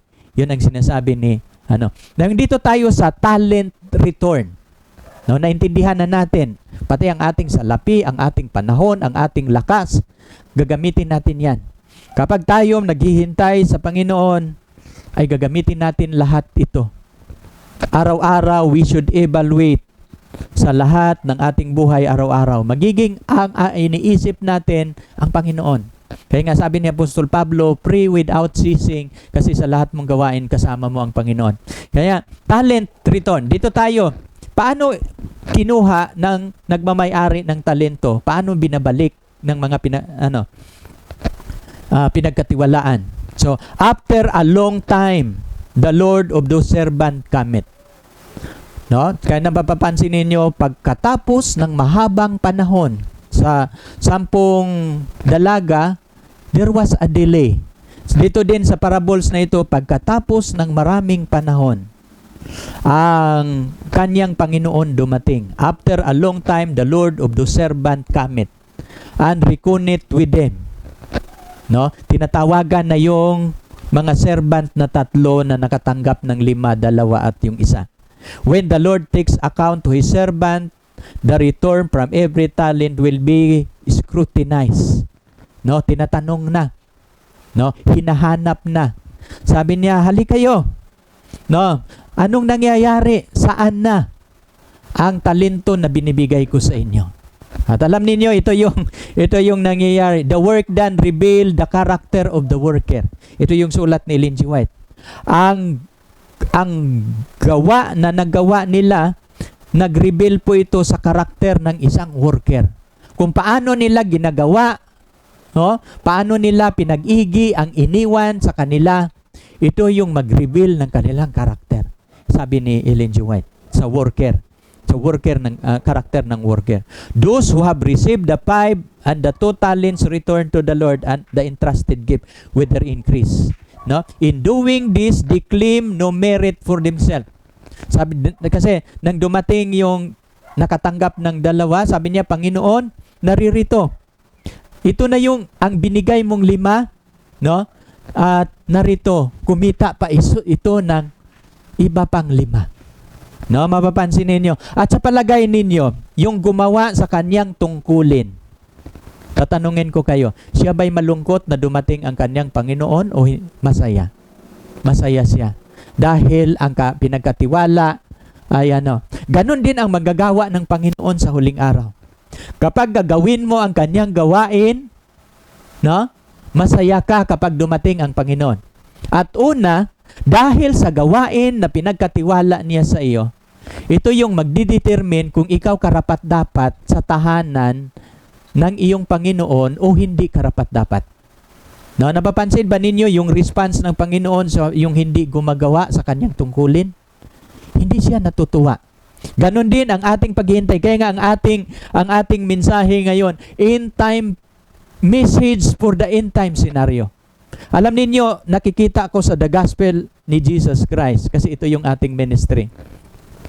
Nakikita ko sa kanyang gospel, ang simple na turo ng Panginoon na binibigay niya sa kanyang mga alagad sa pamamagitan ng parables. Ito yung pinakamagandang prinsipyo paano tayo maglilingkod.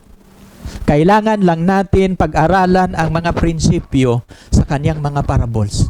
Natutunan ko sa pag-aaral sa prophecy, sa mga simbolo ng Biblia, hindi pala mahirap kapag malalaman mo ang prinsipyo paano pag-aralan. Kapag malaman mo, maintindihan mo ang prinsipyo ng salita ng Panginoon, madali mong maintindihan ang kanyang mensahe. Ganon din. At alam niyo, nakakatulong ang writings ni Ellen G. White. Itong mga binabasa natin, Christ Object Lesson po yun na aklat. No? Dito natin matutunan lahat. No, sabi niya dito, in doing this, they claim no merit for themselves. Itong gumagawa sa gawain ng Panginoon, kinikilala ba nila na sila ang dahilan kung bakit dumami ang kanilang property na tinatangkilik? Hindi nila inaako na sa pamamagitan ng kanilang mga naggawa nila ito. Inaako nila na nagkakaroon sila noon dahil mayroong kapital na iniwan sa kanilang Panginoon. At dahil sa kapital na iniwan sa kanila ng Panginoon, nakaproduce sila ng another more. Nakaginansya sila. At kumita sila dahil sa kapital. Ganon din po ang ating paglilingkod sa Panginoon.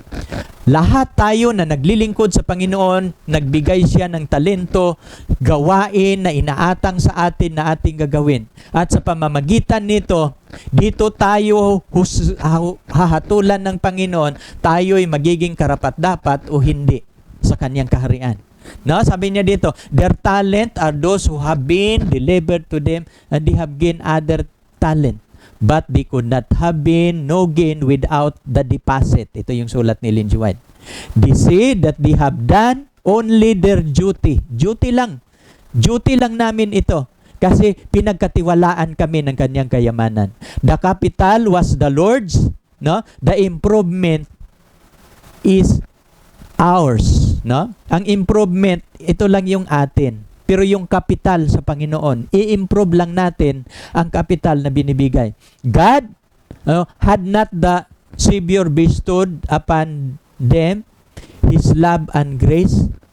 Ano bang kapital ng Panginoon na binibigay sa atin? Yung kanyang love at saka grace.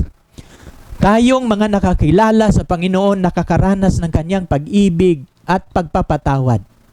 At itong pag-ibig na natanggap natin at pagpapatawad, ito yung imamanage natin sa sanlibutan. No? Ganon. They would have been bankrupt for eternity. At alam niyo kung hindi tayo binigyan ng grace at love ng ating Panginoon, bankrupt po tayo for eternity. But when the master received the talent, nang tinanggap niya yung nang nagkakaroon ng accounting, sabi nung 5, Panginoon, ito yung 5 na binibigay mo sa akin, ngayon nagiging 10 na. At sabi ng, but when the master received the talent, he approves and reward the workers. Natutuwa siya. Aprobado. Sabi niya, karapat-dapat ka na lingkod, na alipin. No, aprobado ang iyong pagkaalipin. No, as though the merits were all their own, no? His countenance is full of joy and satisfaction. No, sabi niya dito, he is filled with delight and what he can bestow blessing upon them for every service and in every sacrifice he required them, not because it is a debt he owes, but because his heart is overflowing with love and tenderness. Anong sabi ni ginawa nila dito, for every service and sacrifice he required, kasi nag-require ang Panginoon ng service at saka sacrifice sa kanyang mga servant, at hindi niya ito itinuring na utang niya sa atin, kundi because his heart is overflowing with love and tenderness. Ang ating Diyos ay isang Diyos na mapagmahal. Niligtas niya tayo. At alam mo, ako din nagpasalamat sa Panginoon na hindi siya dumating sa 1844, kung saan siya pumasok sa kabanal-banalang dako. Kasi ako ipinanganak 1969. At ako'y hindi makakasama sa kanyang gawain. Minsan ako'y nagpapasalamat na mayroong delay ang kanyang pagdating. kasi hindi ako makakasama. Pero isang pribilehiyo na nalaman ko, nakikilala ko ang Panginoon, nalalaman ko ang kanyang kagustuhan, ang kanyang kalooban, at ano ang aking obligasyon sa kanya. Kasi sa pamamagitan nito, I have the privilege of serving Him. At ang paglilingkod sa Panginoon, isang pribilehiyo. At sinasabi niya sa mga tapat na mga lingkod, well done, thou good and faithful servant, He says. Thou hast been faithful over few things. No, sabi niya dito, I will make thee ruler over many things, enter thou into the joy of thy Lord. It is the faithfulness and loyalty to God and loving service that wins the divine approval. No, ang ating pagtatapat, ang loyalty natin sa Panginoon, ang loving service, no, to wins the divine approval. No, sabi niya dito, every impulse of the Holy Spirit leading men to goodness and to God is noted in the book of heaven. No? And in the day of God, the worker through whom He has wrought will be commended. They will enter into the joy of they will enter the joy of the Lord as they see in the kingdom of those who have been redeemed through their instrumentality. At alam ninyo, sa sulat ni Ellen G. White, ang ating, kapag kukunin na tayo dito mula sa lupa papunta sa langit, sabi ni Ellen G. White, kasi sa Apokalipsis 8 verse 1, no, nang binuksan niya ang ikapitong tatak, nagkakaroon ng katahimikan sa langit sa loob ng kalahating oras. At sa prophetic time, ang kalahating oras ay 1 linggo po yon, kasi ang isang oras sa prophetic time 15 days. At sabi ni Ellen G. White, bakit nagkakaroon ng katahimikan sa langit sa loob ng kalahating oras? Kasi pagbalik ni Jesus, kasama niya lahat ng mga anghel at ang natitira doon ang Ama. Nagiging tahimik ang langit dahil ang Ama na lang ang naiiwan, lahat ng mga anghel sumama kay Jesus. At pagdating dito, bubuhayin ni Jesus ang lahat ng mga patay. Lahat niyang tapat na mga lingkod na pinagkatiwalaan, karapat-dapat sila, nabuhay sila mag-uli sa pangako, sa tinig ng Panginoon, sa huling tunog ng pakakak. At sila'y dadalhin na sa langit. At ang mga buhay naman na madatnan ay natutuwa sa kagalakan. At kapag babasahin ninyo yung Isaiah 25 verse 9, narito ang ating Diyos, hinihintay natin siya, tayo'y magagala, tayo'y matutuwa sa kanyang pagliligtas. Lahat ng mga tapat na lingkod ng Panginoon, aakyat na sa langit, salubungin natin siya sa mga alapaap. Pagkatapos maglalakbay tayo sa kalangitan sa loob ng 7 araw. Nagtaka nga ako, pwedeng gagawin ng Panginoon 1 oras lang, langit na tayo. Pero bakit 7 araw? Dadaan tayo, sabi ni Ellen G. White, dadaan tayo sa dagat na salamin. Dadaan tayo, no? Ito, sa palagay ko, itutur pa tayo ng Panginoon. Ipapakita niya sa atin ang kagandahan ng mga planeta. Kahit siguro ang ating 9 na planeta, madadaanan natin. Ang mga galaxy sa iba't ibang galaxy beyond Milky Way galaxy. Kasi Milky Way galaxy tayo. Mapapansin ninyo, at sa ika-7 araw, kaya nga mayroong mga Adventist na ang pagdating pala siguro ng Panginoon, Sabat, baka pagdating natin sa langit, Sabat din. Pero hindi natin yan alam. Pero ito lang yung masasabi ko. Kapag sa sulat ni Ellen G. White, pagdating daw natin sa langit, si Jesus, siya mismo ang magbukas sa pintuan ng kalangitan. Kasi siya ang mag-welcome sa atin. Kapag bubuksan na niya ang kalangitan, at sabi niya, nakikita ko sa pangitain ng binuksan ni Jesus ang pinto ng kalangitan. At isasabihin ng God the Father, magsipasok kayong pinagpala ng aking Ama. Manahin ninyo ang kaharian. Inihanda sa inyo buhat ng itinatag ang sanlibutan. No? Kailan pala inihanda ng Panginoon ang kaharian? Buhat pa ng itinatag ang sanlibutan. Bakit? Mayroon po siyang nakaplano na ito. Mayroon po siyang tinatawag na backup plan. Gagawin natin ang tao ayon sa ating larawan, pero ito yung ating backup plan. Mayroong tagapagligtas. At sa lahat ng mga maliligtas, mayroon silang kaharian. Ginihanda ng Panginoon ang kaharian buhat pa ng itinatag ang sanlibutan. No? Kasi backup plan po ito bago nila ginawa ang tao. No, ngayon, itong isang pribilehiyo, no? Well done, good and faithful servant. This is the pronouncement of Jesus. At sa sulat ni Ellen G. White, kapag tayo'y papasok sa langit na bayan, na kanyang pangako, damang-dama natin na tayo'y may karapatan. Dahil ito ang pangako niya. Sapagkat tayo ay servant ng Panginoon. Are we really true servant of the Lord? Totoo ba tayo na servant ng Panginoon?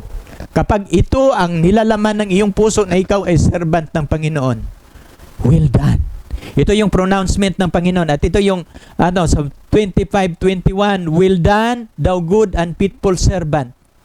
Thou hast been faithful over few things, I will make thee ruler over many things. Enter thou the joy of thy Lord. No? Sabi niya dito, nagtapat ka sa kaunting bagay kasi maiksi ang ating buhay dito sa lupa. Pagkatiwalaan kita sa maraming bagay. Pumasok ka sa kagalakan ng iyong Panginoon. At alam niyo, ano itong kagalakan ng Panginoon na doon tayo papasok, Brother John? With an admirable love. No? Yung hindi mabanggit, hindi masalita na pag-ibig. No? Sabi nito, Jesus welcome His faithful ones. I-welcome niya ang mga maliligtas. Yung tapat niyang mga lingkod. No? To the joy of their Lord. I-welcome niya. Ano ba ang kagalakan ng Panginoon? The Savior joy is in seeing the kingdom of glory, the soul that had been saved. Ang kagalakan pala ng Panginoon ay kapag makikita niya ang maliligtas na mga kaluluwa dahil sa pinagkatiwalaan niya. Kasi minsan nga ako'y nagiging mangangaral. Sabi ko, Panginoon, nang ikaw ay tumingin sa mga tao na habag kayo, pero bakit hindi ko nadamdaman? Turuan mo ako mahabag sa mga tao na maramdaman nila na mahal ko sila. Kasi si Jesus Christ, nang nakita niya ang maraming mga tao na habag siya, pero bakit ako walang habag? Kaya mapapansin ninyo, habang tayo gagawa sa gawain, kukopyahin natin kahit ang damdamin ni Jesus Christ. At ang kagalakan pala ni Jesus Christ, kapag makikita niya ang mga kaluluwa na magmamarcha na papunta sa langit, naliligtas sila dahil sa kanyang sakripisyo. No? Pero itong kabutihan ng Diyos, ang kanyang pag-ibig, ang kanyang binigay niya sa atin, pinagkatiwalaan na tayo'y magpapatuloy sa kanyang gawain. At kapag gagawin natin ito, maraming maliligtas. At ako'y naniniwala, through this media ministry, na yung pinagkatiwala ng Panginoon, darating ang araw, maraming lalapit. Magugulat po tayo sa atin kapag gagawin natin ang kanyang gawain. Maraming yayakap sa atin sa langit, maraming lalapit sa atin magpapasalamat. At expected ko na yan. Brother John, thank you sa inyong gawain. Kung hindi dahil sa inyong ministry, hindi ko nakikilala ang Panginoon. Hindi ko nalaman ang kanyang mga salita. At ngayon pala nga, sa mga iilan na tumatanggap, ito alam na gagamitin itong ministeryong ito hanggang darating ang Panginoon. At kayo din magpapagamit sa Panginoon. No? By His agony and humiliation and the redeemed, will be sharer of His joy. At alam niyo, itong mga niligtas ng Panginoon, tayo na niligtas, magiging sharer tayo of His joy. Kapag nagagalak siya na maraming naliligtas, ang mga instrumento na ginagamit niya, na instrumento na maraming naliligtas, magiging sharer of His joy. Tayo din magkakaroon ng kagalakan, no? Sa kanyang pagliligtas. Mababasa natin ito sa The Great Controversy, page 674. No? As the behold, among the blessed, nang tiningnan ni Jesus, nang tiningnan ng mga instrumento niya, yung mga maliligtas, those who have been won to Christ through their prayers, through their labors, and through their sacrifice.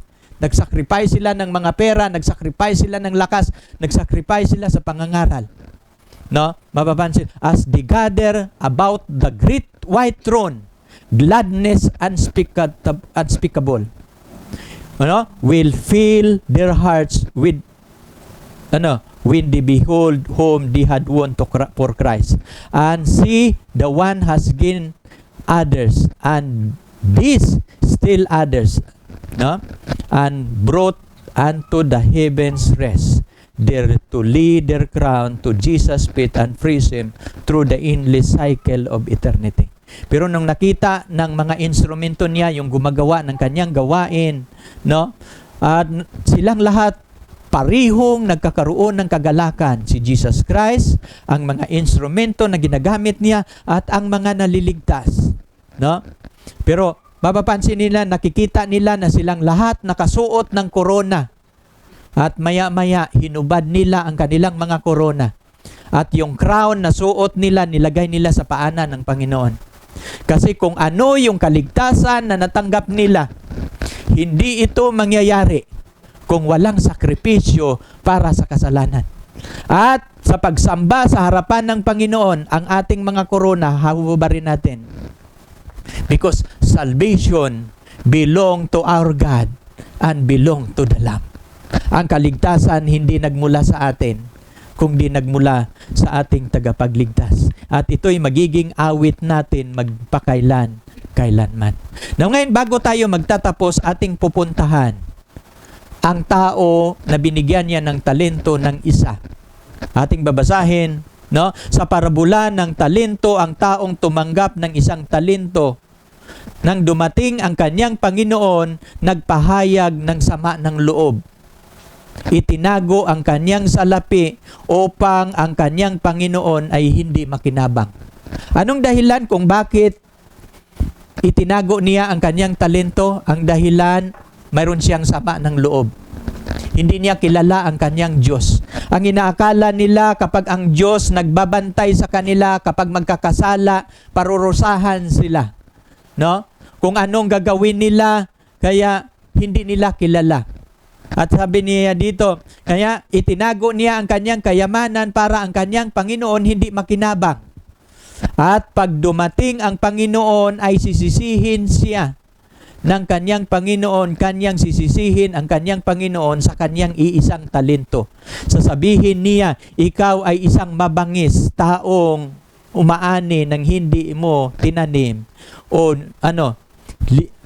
nililipol mo ang hindi, tinitipon mo ang hindi mo hinahasik. Sabi niya, nakikilala kita na ikaw ay ganito. Pero sa totoo lang, hindi niya kilala ang kanyang Panginoon. At marami sa ating kapanahunan ngayon, hindi nila lubos na nakakilala ang kabutihan ng Diyos. Pero sa mga nakakaranas, na naglilingkod, nakakaranas, nakakatanggap ng pagpapatawad at pag-ibig ng Panginoon, kilala nila ang kanilang Diyos. At ito yung kailangan natin sa paglilingkod. At alam niyo yung eternal life? This is eternal life. Sa Juan 3:17. This is eternal life, that they might know thee, the only true God. Ito ang buhay na walang hanggan, na ikaw ay makikilala nila. Ang buhay na walang hanggan ay ang pagkakilala sa Panginoon. Kaibigan, kunin mo ang inyong Biblia. Pag-aralan mo siya. O kung hindi mo ito magagawa, makikinig ka sa mga nagtuturo sa salita ng Panginoon. Kasi sa pamamagitan ng ating pagkakilala sa Panginoon, ay matanggap natin ang buhay na walang hanggan. Ito yung dalawa na lang slides ang ating babasahin at tayo po'y manalangin. Then he which had received 1 talent came and said to the Lord, I know that thou art a hard man, reaping where thou hast not sown, gathering which thou hast not strewed. And I was afraid and went and hid thy talent in the earth. Lo, there thou hast, that is thine. Sabi niya, ito yung iyo, kukunin mo. No? Sabi niya, nakikilala kita. Pero ang totoo lang, hindi niya kilala ang Panginoon. At ito yung ating mission ngayon. Sa labas ng iglesia, maraming nakakilala sa Panginoon. Hindi pa nakakilala sa Panginoon. Sa loob ng iglesia na pinagkatiwalaan ng Panginoon, binigyan ng talento ng Panginoon, pero hindi pa rin nakakilala sa Panginoon. At ito yung hindi mga nakakilala sa loob ng iglesia sa Panginoon, sila yung hindi maliligtas. No? Kasi hindi nila kilala ang tunay na karakter ng Panginoon. Pero sumagot ang Panginoon sa alipin na yon. At sumagot ang kanyang Panginoon na sinasabi, ikaw, tamad at masamang alipin. Alam mo pala na ako'y na ako'y masama, ibinigay mo sana sa iba ang aking talento at ako'y nakinabang. No? Kunin ang talento sa kanya at ibibigay sa 10 talento. At ako'y makikinabang. Ihagis ang walang kabuluhang masamang alipin sa kadiliman kung saan ang pagtangis at pangangalit ng mga ngipin. Itapon siya sa labas. Siyang masamang, tapad at walang kabuluhan. Ang hindi gumawa sa gawain ng Panginoon, ito yung declaration ng Panginoon. Itapon ninyo siya sa labas. Siyang aliping tamad, masama at walang kabuluhan. At ito yung mga tao sa loob ng iglesia na hindi sasalubong sa ating Panginoon kapag siya ay magpapahayag na. At ito yung end time message for the end time scenario. Tayo po'y manalangin. Dakila naming Diyos, Ama naming banal, kami po'y nagagalak. Salamat sa inyong pagliligtas na inyong ipinaranas sa amin. Salamat sa inyong mensahe, Panginoon. Ang parables ninyo sa Mateo 25, ito yung huling mensahe sa huling senaryo kapag kayo'y babalik. Umaasa kami, Panginoon, na kami makabilang sa servant na gumagawa sa kanilang tungkulin at gawain. At ang aming impluwensya bilang mangangaral, magiging impluwensya ito sa marami pang mangangaral na babangon na magiging tapat ninyong magalingkod sa huling araw. Pagpapalain ninyo ang mensahe, Panginoon, at dadalhin ninyo ang mensaheng ito saan mang sulok sa lupa habang kami naghihintay sa inyong pagdating. Pagpapalain ang lahat ng nanunood, nawa ang banal na Espiritu sumasa inyong lahat. Sa pangalan ng Panginoong Hesus. Amen.